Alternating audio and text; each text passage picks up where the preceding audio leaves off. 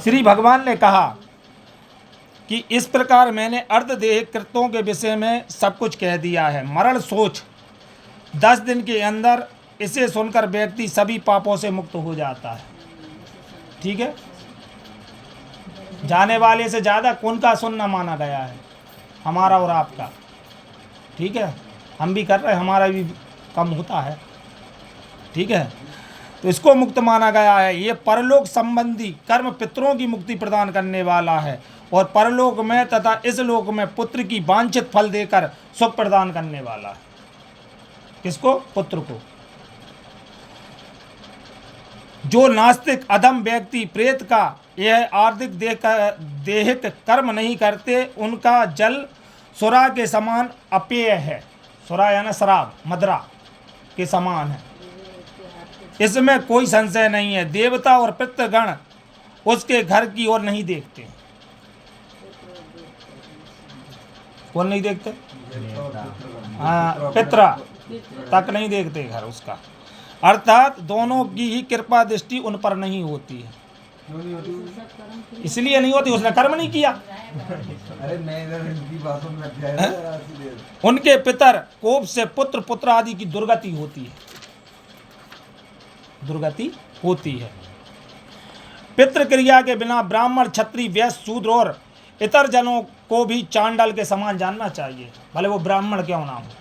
अगर वो क्रिया नहीं कर रहा है, भले उसके गृहस्थ में रहा है और उसके पिता आदि हैं, दादा आदि हैं, वो बहुत बड़े संत महात्मा हैं, और अगर उनके लिए भी क्रिया नहीं कर रहा है तो उसका दोष उसे बनेगा, उसे भी चांडाल के समान माना जाएगा।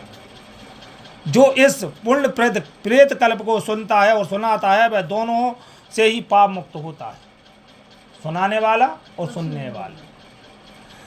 मुक्त होकर दुर्गति को प्राप्त नहीं होता है। माता और पिता के मरण से जो पुत्र गरुड़ पुराण सुनता है, उसके माता पिता की मुक्ति होती है और उस पुत्र की संतति की प्राप्ति होती है। जिनकी संतान हो गई, उनकी संतान से उनको सुख प्राप्त होता है। ठीक है, और जिनके नहीं है उन्हें संतान प्राप्त होती है। ठीक है, जिस पुत्र ने माता पिता की मृत्यु होने के अंतर पर गरुड़ पुराण का श्रवण नहीं किया, गया श्राद्ध नहीं किया, विश्वोत्सर्ग नहीं किया, मासिक तथा वार्षिक श्राद्ध नहीं किया, वह कैसा पुत्र कहा जा सकता है? पितृ ऋण उसने करा ही नहीं, जो ऋण है। ठीक है, और ऋण त्रय उसे मुक्ति प्राप्त नहीं हो सकती। वह पुत्र माता पिता के तारने में कैसा सामर्थ्य हो सकता है? इसलिए सभी प्रकार के प्रयत्नों पे करके कर्म और धर्म तथा मोक्ष रूपी पुरुषार्थ चतुष्ट देने वाले सर्व विद्या दुख का विनाश करने वाला गरुड़ पुराण को अवश्य सुनना चाहिए। भाई, गरुड़ पुराण पुण्यप्रद, पवित्र तथा पापनाशक है। ऐसा नहीं है कि गरुड़ पुराण ही सुनने से सब कुछ होगा। आप नहीं सुन सकते, आपको नहीं सुनना है या कोई व्यक्ति को नहीं सुनना है तो वो अकेले सिर्फ क्या कर ले? पिंडदान आदि कर दे, दूसरे दिन गंगा जली की पूजन करवा दे, जो भी दान बने वो दान कर दे। सुनने का महत्व अलग है और वैसे का महत्व अलग है। ये नहीं है कि वो दोनों चीज़ों से को संतुष्टि नहीं होगी। यही इस गरुड़ पुराण की महत्वता है, नहीं तो गरुड़ पुराण बनाया ही नहीं होता।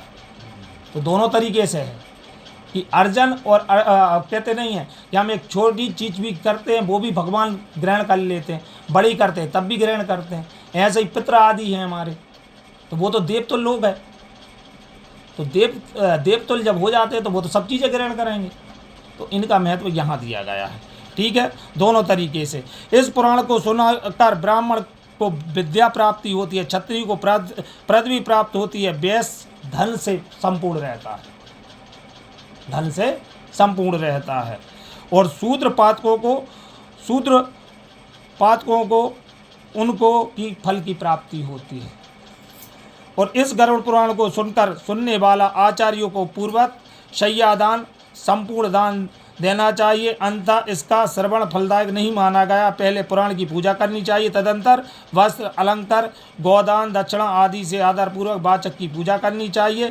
प्रचुर पूर्ण फल की प्राप्ति के लिए प्रबोध अन्न स्वर्ण भूमिदान आदि द्वारा श्रद्धा भक्ति पूर्वक वाचक की पूजा करनी चाहिए, वाचक की पूजा से ही मेरी पूजा की जाती है, इसमें कोई संशय नहीं है। वाचक के संतुष्ट होने पर भी संतुष्ट हो जाता है, इसमें कोई संशय नहीं है। वाचक है ना जो वाचन करने वाला। इति स्कंदे पुराणे रेवाखंडयम गरुड़ पुराण पूर्वम। बोलो गरुड़ जी महाराज की, विष्णु भगवान की। चलो भैया अब लग जाए अपने